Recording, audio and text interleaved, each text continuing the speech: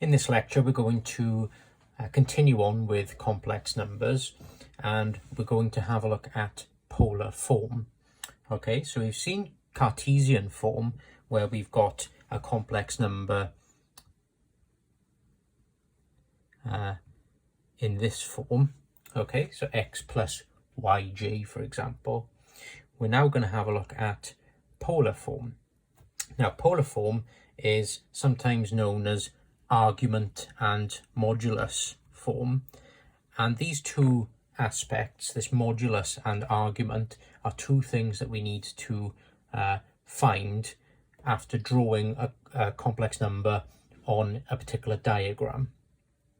Okay, now this particular diagram that we need to have a look at is something called the Argand diagram. Okay, the Argand diagram. Now, if we've got a complex number, for example, then, as I just wrote down a second ago, x plus yj, we can draw this complex number on this Argand diagram. Now, what does an Argand diagram look like? Well, it looks a little bit like this. Okay, so on this x-axis here, we call this the real axis, and on the y-axis we call it the j-axis, okay, or imaginary axis. And of course we want to find, as I said, something called a modulus and an argument. Now, how do we plot this onto this? Well, remember now, we've got this part here, which is what we call the real part, and we've got this part here, which is what we call the imaginary part. And we use these numbers here to plot on this Argand diagram. Now, it looks a bit confusing, to be honest, when we are using algebra initially, but I want to give a general rule for any complex number rather than just diving in with numbers straight away. So we want to plot this, like I said, on this diagram.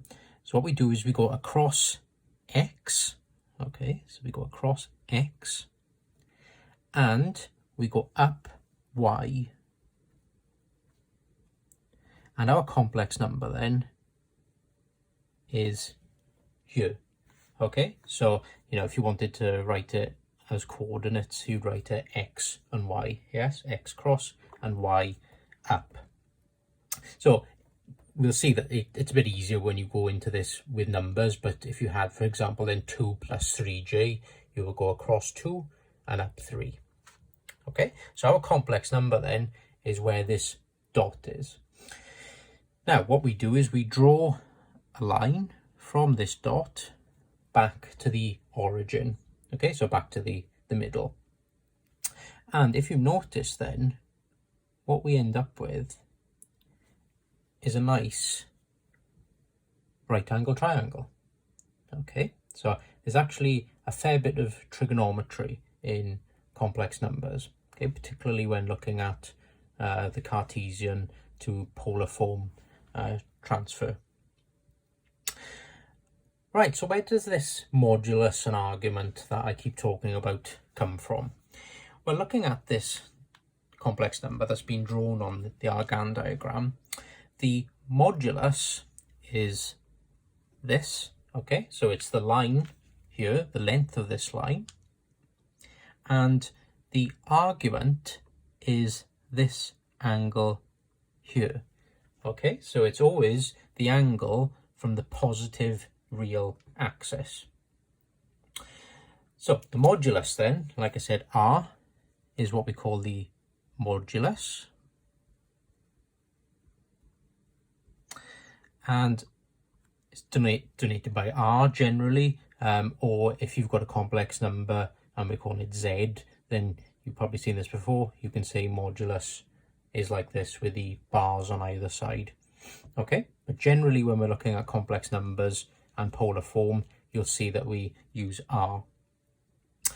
The other thing then that we're looking at is this angle here, theta, and like I said, we call this the argument. of the complex number. Okay, so we need to think then how we can find this r and how we can find this theta. And as I mentioned, there's a bit of trigonometry involved. Okay, so we've got a right angle triangle here, of course. R is the length of that line. So what we can do to find r is we can use Pythagoras' theorem. We can say r squared, which is the hypotenuse of this triangle, is equals to x squared plus y squared. Therefore, r is equals to the square root of x squared plus y squared. Okay, so here then we have a general term, general rule for the modulus of a complex number. For theta, it's a little bit more complicated. So of course we've got a right angle triangle here, and if we label up our triangle, of course this is the opposite, this is the adjacent here, and the hypotenuse here. Now what we can say is we're at this angle here because we want to find this angle, and of course we're given this side and this side. So the length of this dotted line, of course, is the same as this length here. Yes? So we've got the opposite and the adjacent. And thinking of the trigonometric ratios, opposite and adjacent, of course, is tan.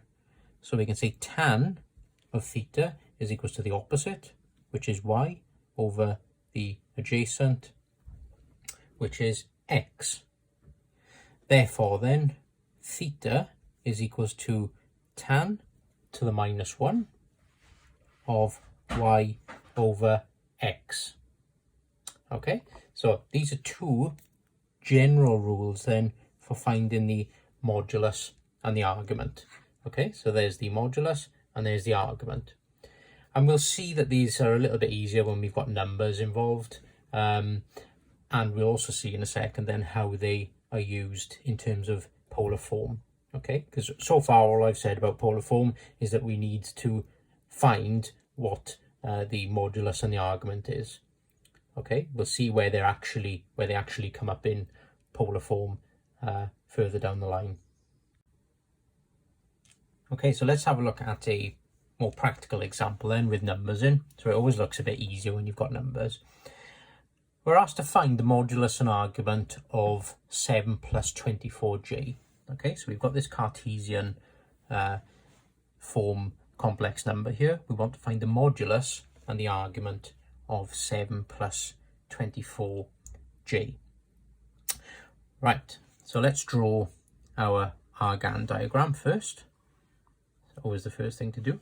We've got the real axis, so I tend to shorten it down to RE, and we've got the imaginary axis, okay, so denoted by J.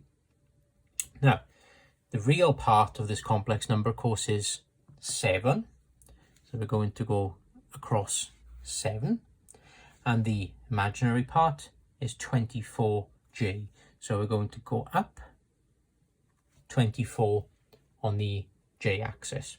So that gives us our complex number then, around about here. Okay, so what we need to do, draw the line back to the origin. Of course, we're looking for now r, which is the length of this line, and we're looking for theta, which is the angle from the positive real axis. So I keep saying positive real axis. We'll see that that's very important later on, especially when we're dealing with complex numbers that have negatives in here. So we've got 7 plus 24j at the moment. If I give you something like 7 minus 24j, we'll see that it gets a bit more complicated when we're drawing it on the Argan diagram. Anyway, back to this one then. So to find r, if you remember, r squared is equals to one side squared. So that's 24 squared plus the other side squared. So we get r squared is equals to the square root of 576 plus 49. Sorry, r is equals to this. Yes, so r is equals to square root of 576 plus 49. So I skipped a bit of a step there. I took the square root of both sides as well. and we get r is equals to square root of 625. Okay, and that gives us a very nice 25 for our r. Okay, so for our modulus then, we have 25. So nice and straightforward for the modulus. And that never changes, you know, even if you've got negatives in your complex number, finding the modulus is always the easy part. Let's have a look at the argument then. So now we want to find this theta, and we can use tan. Now you can always use tan with these, okay? So tan of theta then is equals to the opposite, which is this side here. And always be careful, because quite a common mistake is when you're looking at this and saying that this is the opposite side, I do see people quite often look down this dotted line and then look at this 7 here and think that the length of this is 7. Okay, easy mistake to make, but of course the length of this line here is 24. Yes, so just be careful of that. So what we got then, 24 divided by the adjacent, which is 7, and of course we take the inverse of 24 over 7, and we get theta as 73.74 degrees. Okay, so there's our argument. So modulus of 25, argument of 73.74. Now, where are these used then in terms of polar form? Well, let's have a look at that now. Polar form then is denoted by this: r cos theta plus j sine theta. Okay, so this is a complex number in polar form. So hopefully you can see now where this r and theta comes into play. Yes, we've got an r here and we've got a theta here and here. Okay, obviously this theta and this theta would be the same. There is a shorthand way of writing down polar form, and it looks like that. Okay, so r, because there's a lot of repetition here, isn't there? You know, you've got cos theta and sine theta. This theta is the same, so there is a bit of repetition. So you can write it in this shorthand version, and that comes in handy sometimes if you're trying to add or subtract complex numbers in polar form. But to be honest, it's fairly straightforward to do in Cartesian form anyway, so I tend to not do too many calculations in this shorthand form. So for this r and theta then, of course, we've got to draw the Argand diagram, find the modulus and find the argument. So if I asked you then, let's do 5 plus 6j, and we want to put that into polar form, okay, PF. Right, so first of all then, let's draw the Argand diagram. So it can be a fairly quick diagram, doesn't have to be a work of art. And here then we want to find, as usual, r and theta. Okay, so real part is 5, imaginary part is 6. R squared is equals to 5 squared plus 6 squared. So r is equals to the square root of 25 plus 36. And that gives you square root of 61, which is 7.81. Okay, sometimes, you know, people leave it as a square root like this. Sometimes people put it in decimal form.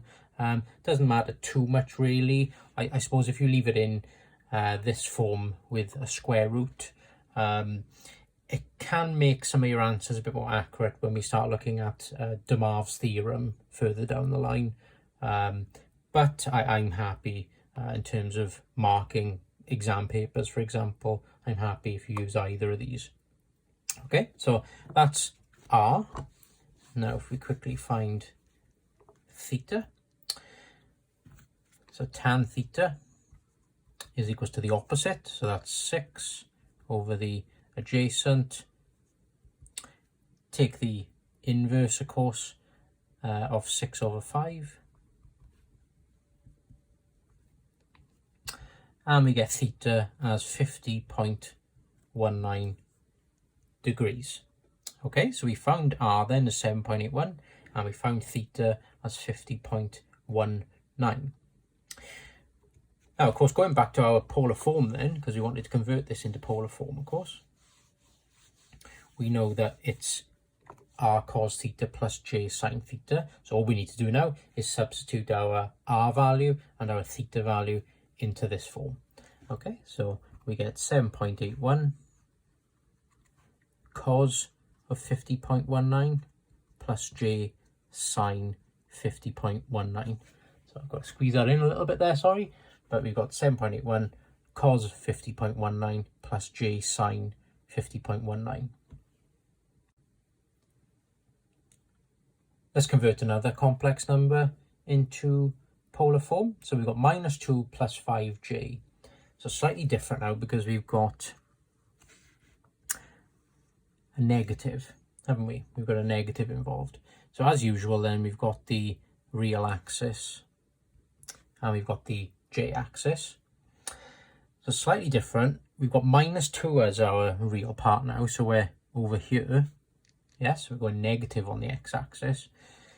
And as usual, we're going up 5 on the imaginary axis. So that now gives our complex number over here. Okay, so as usual, we've got a right angle triangle. R is the length of this line. Okay, so if I do that in red, I've got R as the length of this line.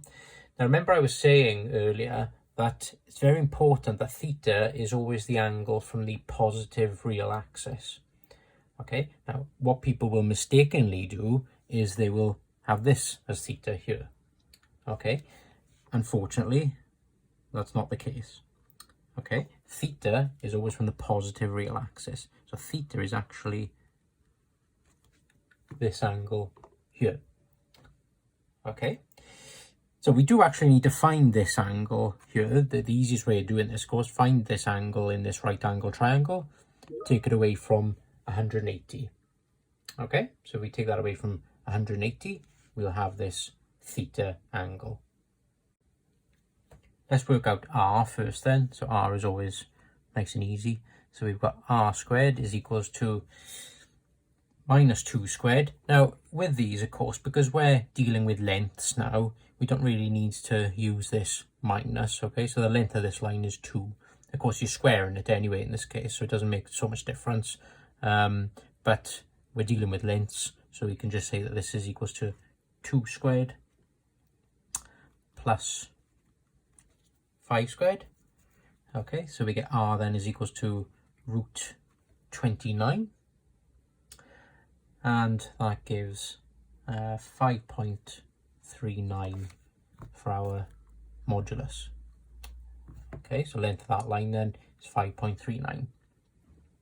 Now going back to finding the argument, of course, like I said, it's a bit more complicated now. What we're going to do is we're going to find this dot angle here and take it away from 180, and that will give us theta. Okay, so looking at this angle here then, of course, this is the opposite, this is the adjacent, and we can say that tan of that angle, okay, so tan of that dotted angle is equals to the opposite, which is 5, over the adjacent, which is 2. And that then gives that angle, if we take the inverse tan, as 68.20 degrees. Okay, so of course now this isn't our theta angle yet. What we've got here is this small angle here. For theta then, we need to do 180. Okay, so 180 from there to there, of course, minus 68.20 degrees. And that will give us theta as 111.80 degrees. Okay, so 111.80 degrees. So of course then in polar form, so I want to put this into polar form now. Remember, polar form is r cos theta plus j sine theta. So we've got r, which is 5.39 multiplied by cos of theta. So that's 111.80 plus j sine 111.80 degrees. Okay, so here then we've got our complex number from Cartesian to polar form, and we've got 5.39 cos 111.80 plus j sine 111.80. So a bit more complicated when we've got minuses involved in the original Cartesian form complex number. Let's convert another complex number from Cartesian to polar form then. So we've got -2 minus 6j. So let's draw out the Argand diagram, real and j-axis. Now what we got then, -2 minus 6j. So -2 on the real axis is over here, -6 is down here. So we're going down on the y-axis now. So our complex number then is here. Usual thing, draw a line back to the origin. We've got a right angle triangle. R is the length of that line. And of course theta now, remember, is always from the positive real axis. Okay, so what we're going to do is we're going to find this angle here and add it on to 180 this time. So last time we took it away from 180 up here. Now we're going to add it on to 180. Okay, usual thing for r then. So r squared is equals to 6 squared plus 2 squared. Of course, we're using lengths now, so we're just using positive values. And we get r then is equals to root 40. Okay, so 36 plus 4 gives us 40. So we've got root 40, and that will give us r as 6.32. Okay, so there's our r value.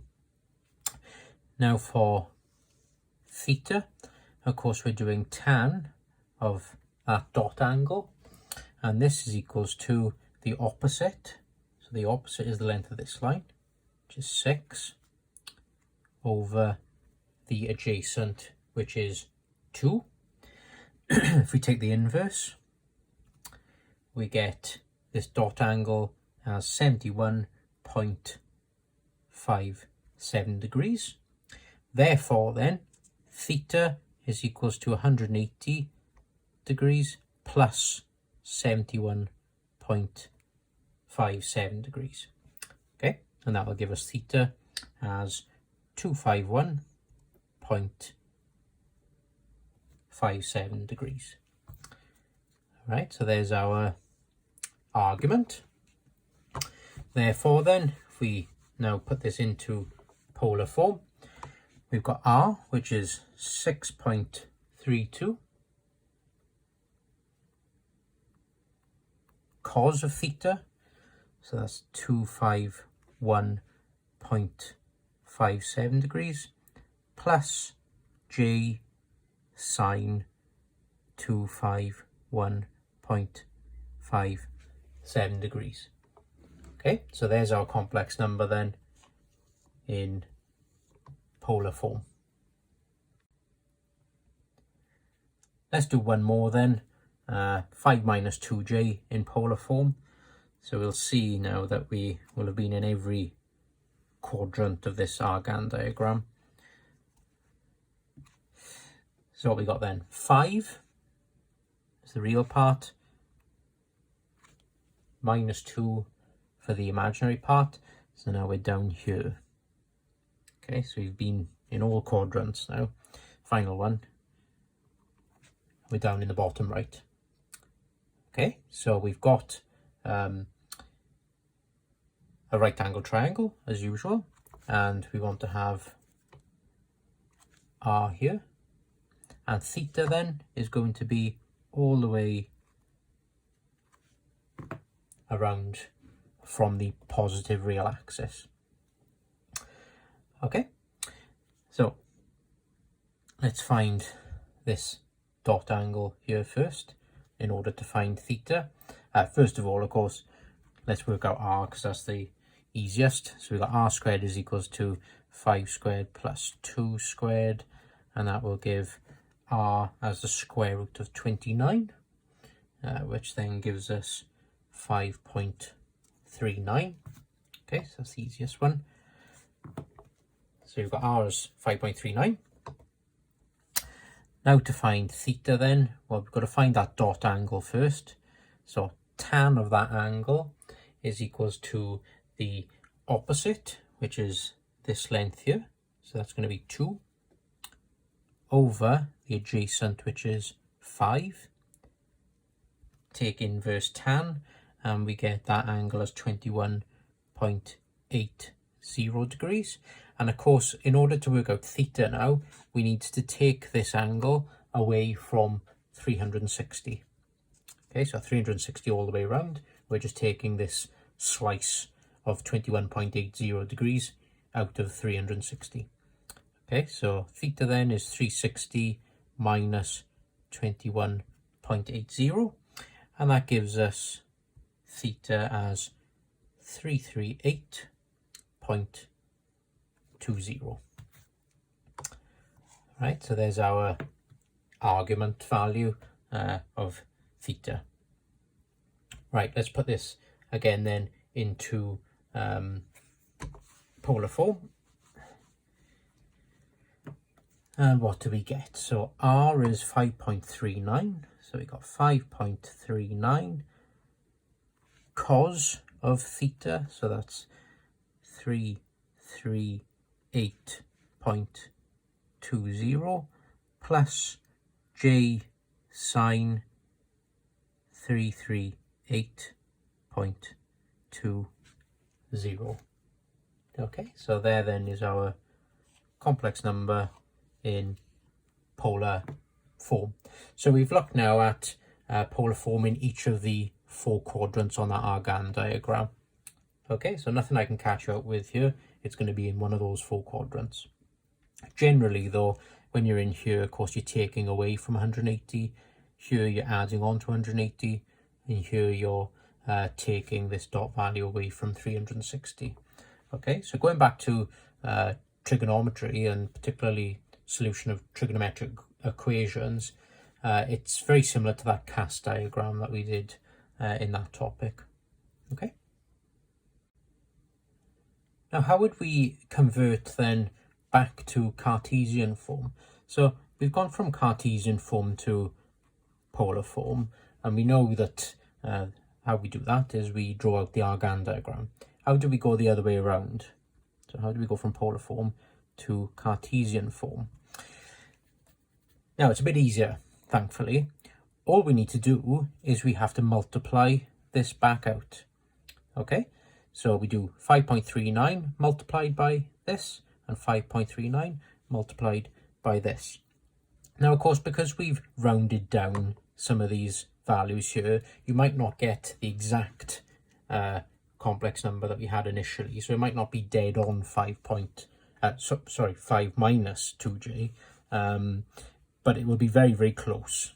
Okay, so if we multiply this back out then, if I get rid of this around here, what I'm doing now is 5.39 multiplied by cos of 334.20, and also 5.59 multiplied by j sine 338.20. Okay, so don't forget there's a j in there as well.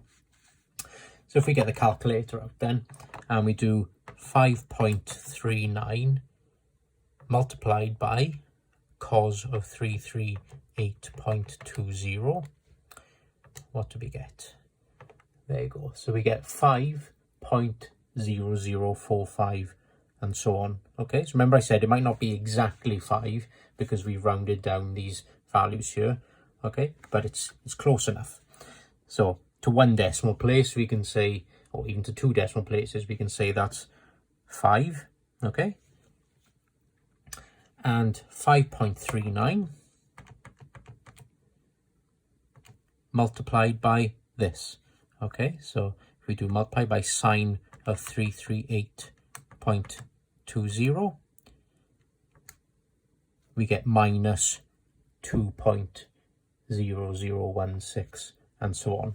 Okay, so actually to 2 decimal places, we're okay, aren't we? We've got 2.00 for this as well. And of course, remember now that this is multiplied by j on the end. So don't forget to put that j in there as well.